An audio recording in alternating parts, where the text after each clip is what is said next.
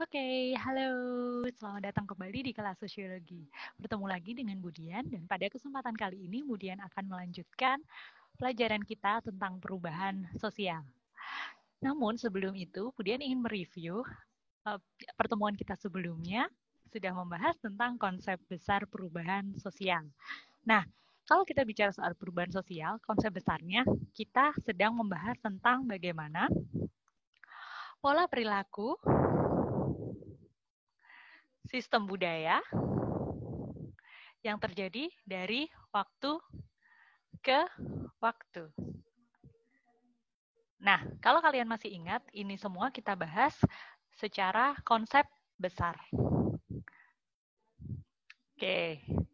Nah, kalau kita bicara soal tokoh-tokoh sosiologi, sebenarnya sudah banyak tokoh-tokoh sosiologi yang mendefinisikan perubahan sosial itu sendiri. Kayak contohnya Bapak Selo Sumarjan.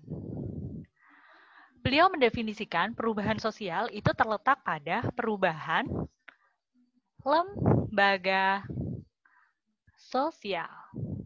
Contohnya, kita lihat lembaga pendidikan kita di Indonesia ini mengalami berbagai macam perubahan di tingkat kurikulum. Nah, kita dulu tahu kita menggunakan yang namanya kurikulum tingkat satuan mata pelajaran, KTSP. Kemudian berubah lagi jadi kurikulum 2006.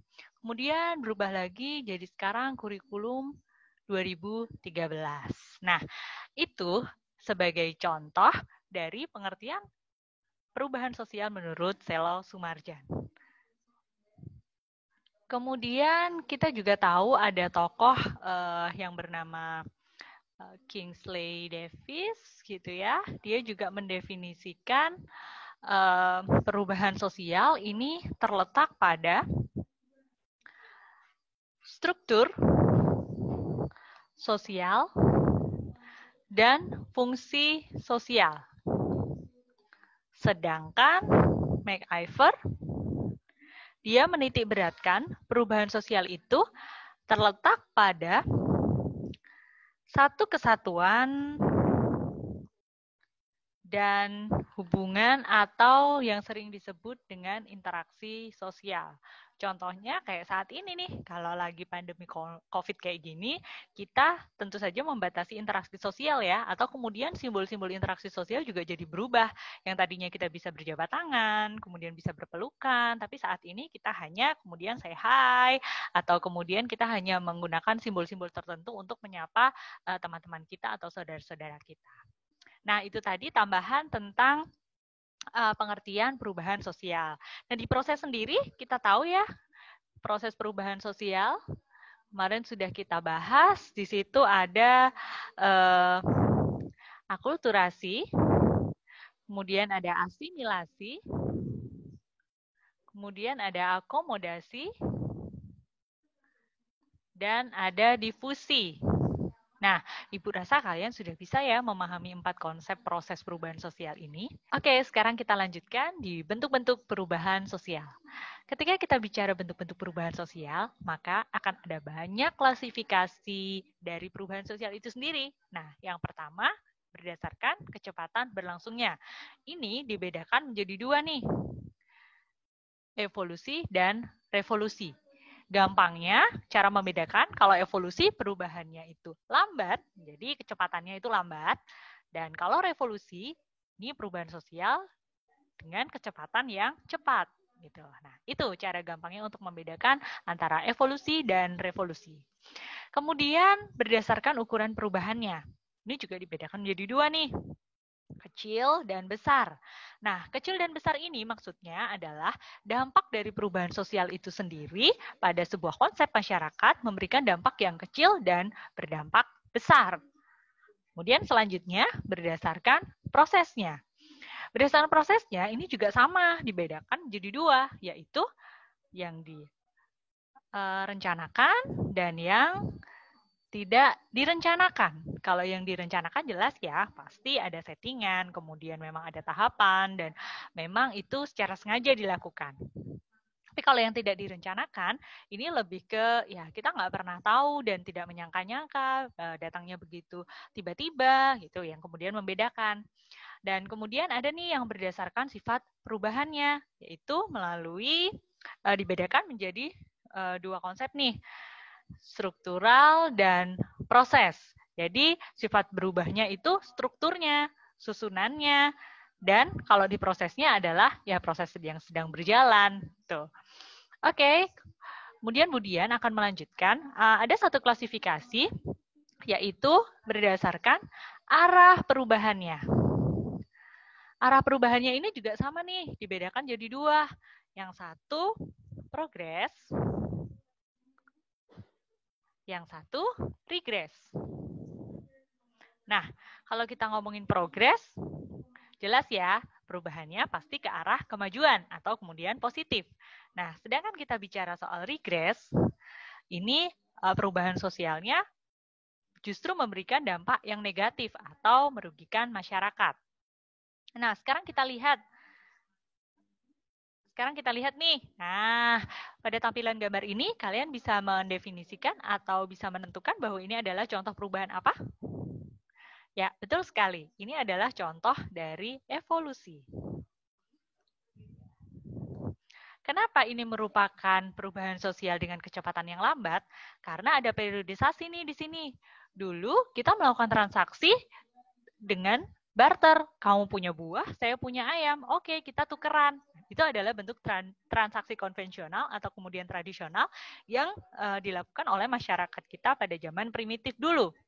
Kemudian seiring dengan berjalannya waktu, ini nih kita kemudian tahu atau mengenal sistem alat tukar yang dinamakan uang. Dari sini transaksi jual beli bisa digunakan dengan menggunakan uang ini. Gitu. Jadi ketika belajar ke pasar atau kemudian ada transaksi jual beli yang lain, menggunakan yang namanya alat tukar uang. Nah, seiring dengan berjalannya waktu, saat ini kita sedang kemudian menggunakan yang namanya transaksi di sini nih.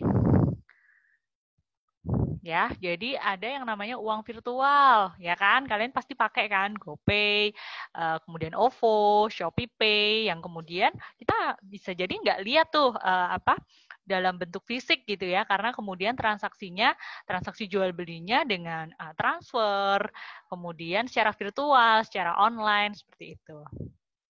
Oke, selanjutnya. Nah, kalau di sini kalian tahu ini contoh perubahan apa?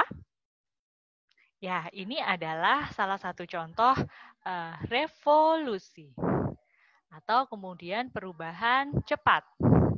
Kita ketahui dulu ketika 98 ya, pada masa penggulingan Bapak Presiden Soeharto oleh mahasiswa, ini dilatar belakangi ketidakpuasan atau mereka melihat bahwa ada yang tidak beres dengan sistem pemerintahan kala itu, sehingga kemudian mereka melakukan sebuah demonstrasi besar-besaran untuk kemudian menggulingkan rezimnya Soeharto ini gitu, sehingga kemudian mobilisasi massa dilakukan secara sangat sistematis dan begitu cepat sehingga rezim Soeharto ini diturunkan seperti itu. Oke, sekarang kita lihat nih, ini adalah hairstyle dari waktu ke waktu gitu ya, dan ini bisa dikategorikan contoh perubahan yang kecil gitu ya, karena tidak semua orang kemudian mengikuti tren gaya rambut yang sedang diminati kala itu. Atau kemudian kalian juga bisa cek di tren fashion kita saat ini. Ya memang banyak sih yang mengikuti, tapi tidak kemudian setiap orang itu mengikuti tren fashion yang sedang update seperti itu. Jadi dia bisa dikategorikan sebagai contoh perubahan sosial kecil gitu ya, karena tidak kemudian berdampak terlalu besar pada masyarakat. Oke, selanjutnya ini nih. Ini menunjukkan perubahan sosial yang direncanakan. Ya, betul sekali. Karena ini menunjukkan sebuah sistem pendidikan kita. Kita tahu ya dulu kita menggunakan kurikulum KTSP, kemudian berganti lagi dengan kurikulum 2006, kemudian berganti lagi dengan kurikulum 2013, dan sekarang kita melakukan pembelajaran daring. Nah, itu adalah proses-proses di mana kemudian memang semuanya digodok secara matang untuk kemudian menuju sebuah perubahan yang ke arah kemajuan kayak gitu. Jadi ini juga bisa menjadi contoh tadi tuh progres, jenis perubahan yang progres, arah perubahannya ke kemajuan gitu. Sampai di sini jelas ya, Nak ya? Oke, kita lanjutkan. Nah, di sini nih, ini juga contoh perubahan sosial yang tidak direncanakan ya, karena kayak di negara-negara belahan dunia ini kita tidak bisa menutup mata dan kita tidak pernah tahu gitu ya terjadi peperangan, bencana alam atau kemudian ada sesuatu yang tidak terduga. Nah, itu masuk ke dalam contoh perubahan sosial yang tidak direncanakan. Oke, sampai di sini materi tentang bentuk-bentuk perubahan sosial. Pada pertemuan selanjutnya, kita akan membahas tentang faktor perubahan sosial. Terima kasih, sampai jumpa lagi.